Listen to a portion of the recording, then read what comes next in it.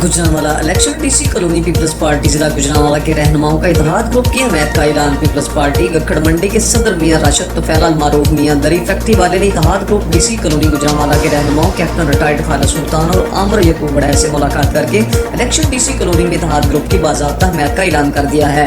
इस मौके पर पीपल्स पार्टी जिला गुजरांवाला के general secretary Chaudhry Irshadullah Sandhu, Sarfraz Ahmed Sahib, doctor Sher Mohammad Ali Ansari, Ashraf Cheema के अलावा पीपल्स पार्टी और इत्तेहाद ग्रुप के दीगर रहनुमा भी मौजूद थे।